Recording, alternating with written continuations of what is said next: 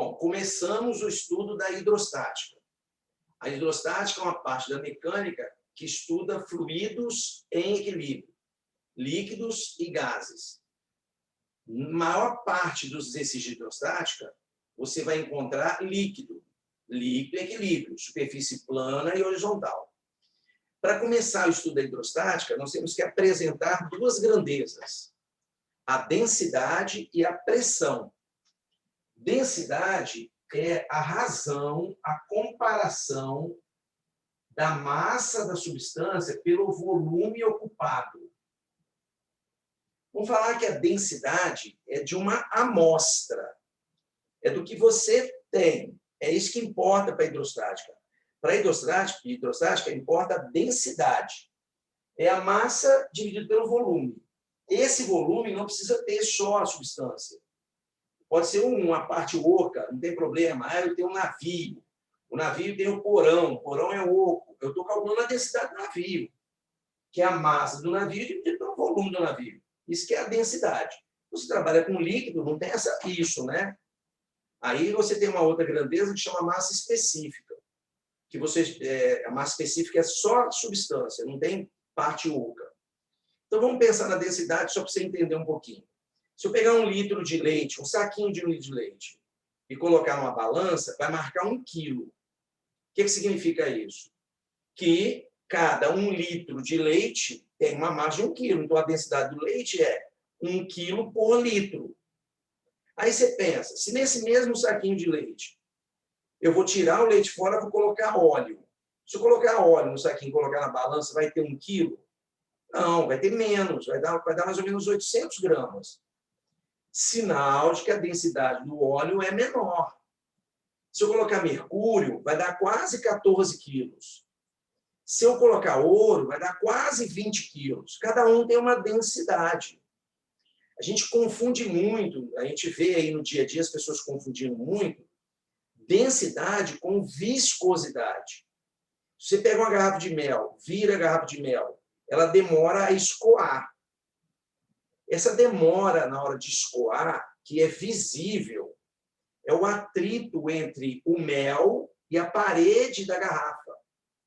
Isso não é densidade, isso é viscosidade. É uma grandeza da hidrodinâmica. Então, quando a gente pega o óleo e fala assim, poxa, o óleo ele é viscoso. Não, você pega o óleo e fala, nossa, como ele é denso. Não. Para você determinar a densidade, você precisa da razão entre massa por volume.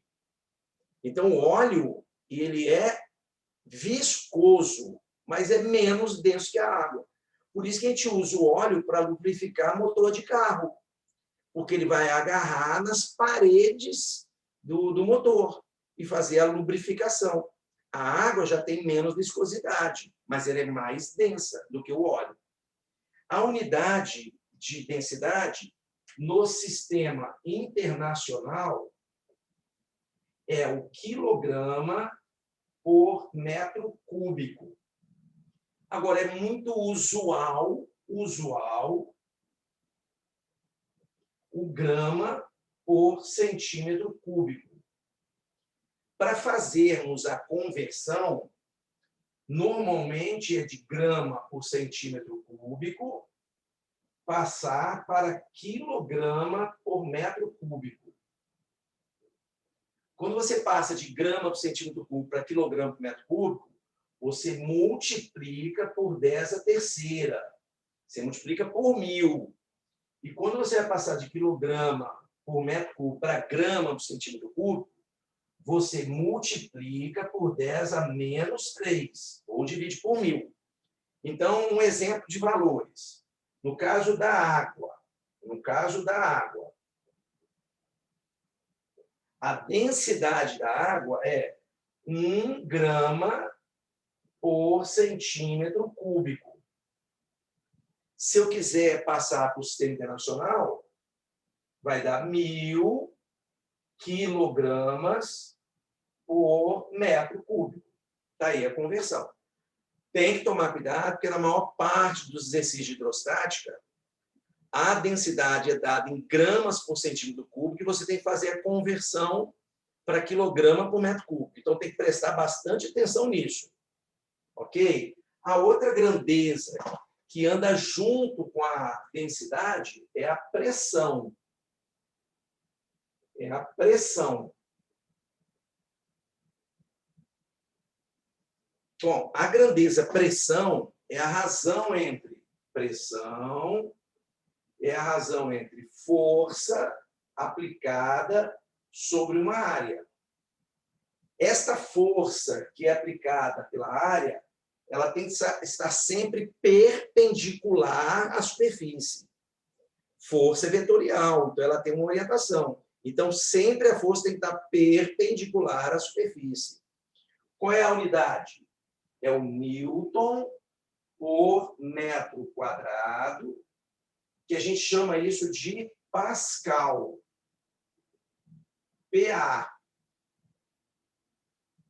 O Newton por metro quadrado e o Pascal é a mesma grandeza. Tanto faz usar uma quanto usar outra. Para fluidos, normalmente usamos o Pascal. O que tem de interessante na pressão? Tem que tomar cuidado, porque se eu mantiver força constante, pressão e área são inversamente proporcionais. Então, se eu diminuir a área, diminuindo a área, aplicando a mesma força, eu vou aumentar a pressão. Diminuindo a área, eu aumento a pressão. Então, quando a gente vai... vou te dar um exemplo aqui. Eu estou em pé, apoiado com os dois pés. Se eu exercendo no chão, na sola dos meus pés, uma determinada pressão. Se eu levantar um pé, eu vou reduzir a área à metade e, portanto, eu vou dobrar a pressão sobre a planta do meu pé. Você já ouviu falar que o faquir, ele gosta de deitar numa cama de pregos. Só que ele deita numa cama com vários pregos.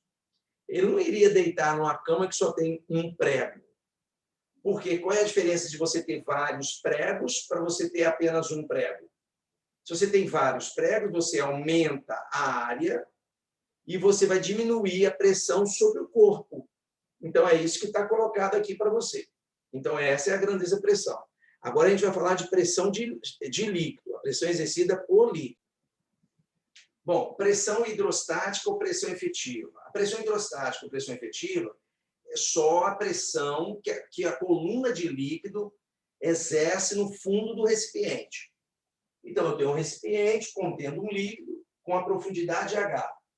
Eu quero calcular qual é a pressão que aquele líquido exerce no fundo. Para calcular a pressão, pressão é força sobre área. A força que o líquido faz no fundo do recipiente é devida ao peso, massa vezes gravidade sobre área. Então, a força feita pelo líquido é devida ao seu peso. Só que ficaria difícil determinar a massa. Imagina determinar a massa de água que está sobre o submarino. Então, vamos trocar a massa por densidade. Nós sabemos que massa é densidade vezes volume. Então, no lugar da massa, vai ficar assim. Densidade vezes volume vezes gravidade sobre área. Só que o que é o volume do recipiente? O volume do recipiente é a área da base vezes a altura vezes a gravidade sobre a área. Então, voltemos. A pressão é força sobre área. A força é o peso, massa vezes gravidade sobre a área. A massa é densidade vezes volume, vezes a gravidade sobre a área. Só que o volume do sólido é a área da base vezes a altura. A área da base vezes a altura, vezes a gravidade. Eu vou simplificar. Na hora que eu simplificar, a pressão efetiva, que é apenas a pressão da coluna de líquido, vai ser dGH.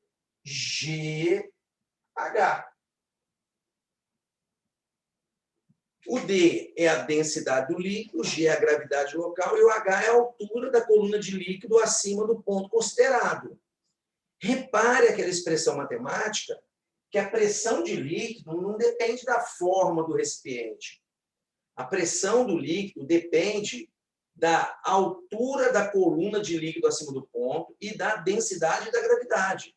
Se eu tivesse do lado um tubo qualquer com um formato diferente, mas que eu tivesse uma altura de líquido idêntica, a pressão no fundo aqui e a pressão no fundo aqui é a mesma. A pressão é a mesma, a força é diferente, porque a força é o peso, a pressão é igual. Então, como você está vendo a matemática, a pressão do líquido depende exclusivamente da densidade, da gravidade e da altura e não depende da forma do recipiente. As unidades envolvidas são, para a altura, o metro, para a gravidade, o metros por segundo ao quadrado, para a densidade, o quilograma por metro cúbico, para poder a pressão da Pascal. Tem que usar sempre naquelas unidades para poder o resultado da pressão da Pascal. Agora a gente vai falar de pressão total, mas antes a gente precisa falar da pressão atmosférica. Bom, pressão atmosférica e experiência de Torricelli. Torricelli fez uma experiência que mediu qual era o valor da pressão atmosférica no nível do mar. Como é que foi essa experiência? Torricelli pegou um recipiente contendo mercúrio, então um recipiente cheio de mercúrio, mercúrio Hg, metal líquido. Então está aqui, ó, cheio de mercúrio. Então aqui contendo Hg.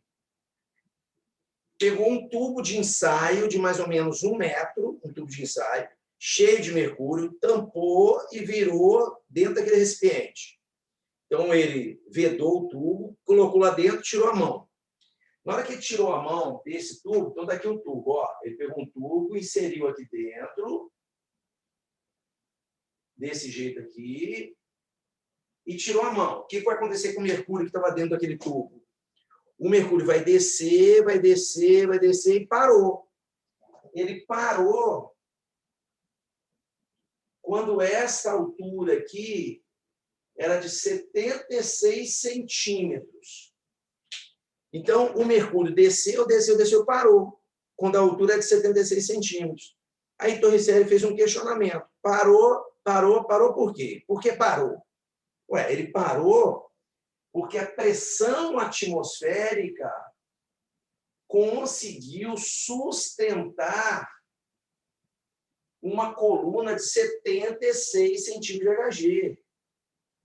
A pressão atmosférica conseguiu sustentar uma coluna de 76 centímetros de Hg.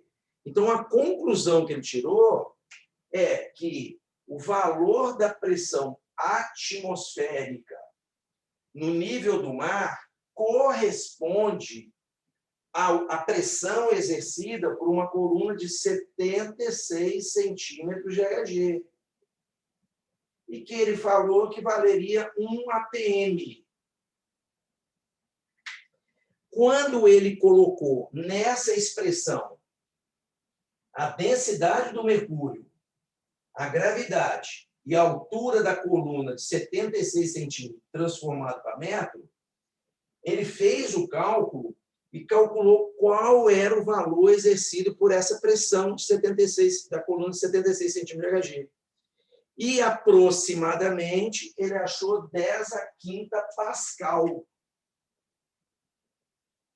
10⁵ Pascal. Que é o valor da pressão atmosférica ao nível do mar. O ar tem peso. Se o ar tem peso, o ar vai exercer uma pressão. Pascal fez a mesma experiência, só que Pascal fez a experiência com água. Quando ele colocou aqui 10⁵ e a densidade da água, ele achou um valor aproximado de 10 metros de água. Ou seja, enquanto a pressão atmosférica consegue sustentar uma coluna de 76 centímetros de mercúrio, a pressão atmosférica consegue sustentar uma coluna de 10 metros de água. Por que a água consegue sustentar uma coluna maior? Porque a água tem uma densidade menor.